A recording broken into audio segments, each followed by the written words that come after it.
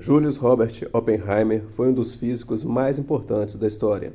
Embora ele nunca tenha ganhado um prêmio Nobel, Oppenheimer teve uma contribuição maior no mundo do que a maioria dos agraciados com a honraria. Sob sua liderança, os melhores físicos do século XX se uniram para construir a bomba atômica, alterando para sempre o curso da história. Se houvesse outra guerra mundial, graças à sua invenção, essa civilização poderia ser destruída. Ele influenciou todas as guerras travadas e todos os acordos de paz estabelecidos desde o fim da Segunda Guerra Mundial. Além disso, ele criou uma maneira de a humanidade se autodestruir.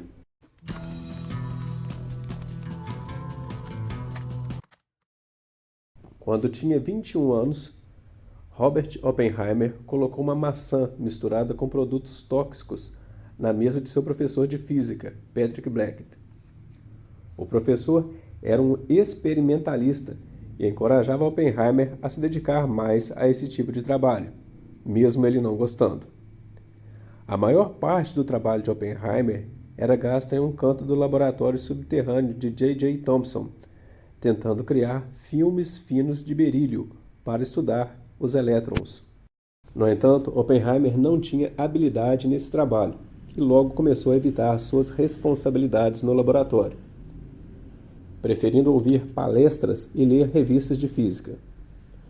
Isso aconteceu em 1925, quando Oppenheimer tinha 21 anos e estava se tornando fascinado pelo novo campo da mecânica quântica. Mesmo cercado por físicos brilhantes como Rutherford e Chadwick, Oppenheimer se sentia profundamente insatisfeito e infeliz. Ele escreveu: "Estou passando por um momento muito ruim. O trabalho de laboratório é um tédio terrível, e sou tão ruim nisso que é impossível sentir que estou aprendendo alguma coisa." Um amigo o encontrou caído no chão de seu quarto, gemendo e rolando de um lado para o outro, em agonia emocional. Esse era o estado de espírito de Oppenheimer quando ele envenenou seu professor. Os detalhes desse incidente foram perdidos para a história. Existem relatos conflitantes se Oppenheimer usou cianeto ou alguma outra substância para envenenar seu professor, o que teria deixado Blackett doente. Essa história pode parecer incrível, mas o próprio Oppenheimer a confirmou. Por sorte, Blackett não comeu a maçã, mas a tentativa de envenenamento se tornou conhecida pelas autoridades da Universidade de Cambridge.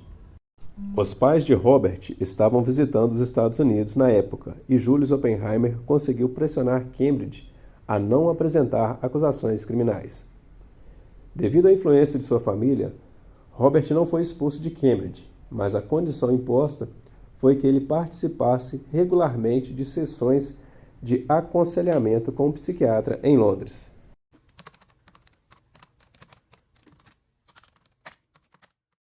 No verão de 1926, Robert viajou para a Universidade de Göttingen, na Alemanha. O chefe do departamento era Max Born, que apenas 2 anos antes havia criado o termo mecânica quântica. Ele era conhecido por ser um professor atencioso e amável, e ele impulsionou o trabalho dos principais ícones da mecânica quântica. Sob a orientação de Born, Oppenheimer floresceu e teve um excelente desempenho. Sua saúde mental melhorou. Quando Oppenheimer tinha 23 anos, ele concluiu seu doutorado em física. Sua tese, escrita em alemão, tratava da teoria quântica de espectros contínuos. Em 1927, Oppenheimer e Werner Heisenberg se conheceram. Pouco tempo depois, os dois se tornaram rivais mortais, competindo para criar a primeira bomba atômica. Oppenheimer para os Estados Unidos e Heisenberg para a Alemanha nazista. Em 1939, Albert Einstein assinou seu nome em uma carta dirigida ao presidente dos Estados Unidos. A carta alertou o presidente sobre a possibilidade de armas nucleares serem produzidas. Em 1941, Roosevelt elevou o comitê informal para a classificação S1, que se reportaria diretamente à Casa Branca. O objetivo, claro, era desenvolver uma bomba atômica. Em 18 de setembro de 1942, o general Leslie Groves foi designado para liderar o Projeto Manhattan. No mês seguinte, ele escolheu Oppenheimer para ser o diretor científico do laboratório de Los Alamos, que logo seria estabelecido. Oppenheimer acabara de ser escolhido como principal arquiteto da bomba atômica. Oppenheimer não tinha um prêmio Nobel, e muitos se perguntavam se os cientistas contratados para o projeto respeitariam sua opinião e seguiriam sua liderança. Ideologicamente, Oppenheimer era comunista, enquanto Groves era um conservador ferrenho. No entanto, o general estava convencido de que Oppenheimer seria a pessoa que construiria a primeira bomba atômica antes dos nazistas. O projeto Manhattan precisava de um local isolado. Oppenheimer propôs Los Alamos, no Novo México. O tempo estava passando e Oppenheimer e seus cientistas precisavam agir rapidamente.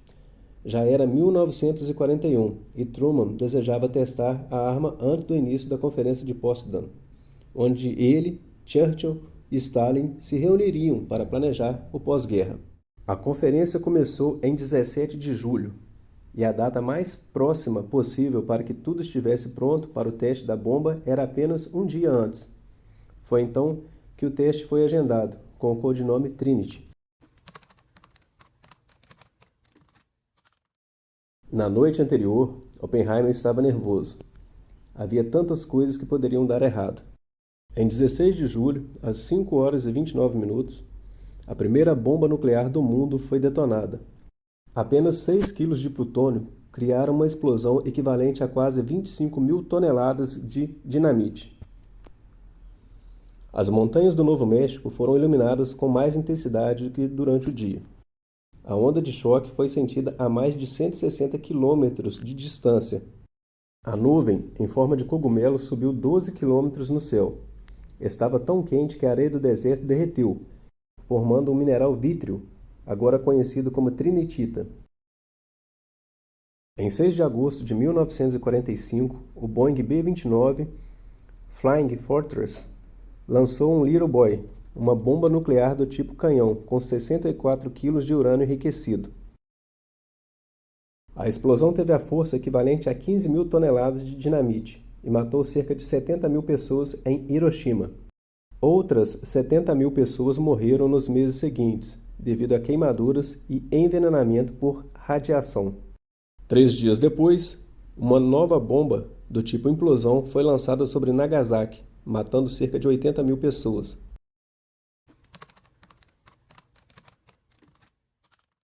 Depois da guerra, Oppenheimer se tornou um herói nacional. Sua foto apareceu na capa da revista Time, e ele se tornou conhecido do grande público americano. A partir de 1947, Oppenheimer usou sua posição para defender o controle de armas. Por causa de seu apelo para evitar uma corrida armamentista nuclear, Oppenheimer teve sua credencial de segurança revogada. Foi acusado de traição e espionagem. No ano de 1965, Oppenheimer foi diagnosticado com câncer na garganta. Ele foi fumante durante toda a sua vida.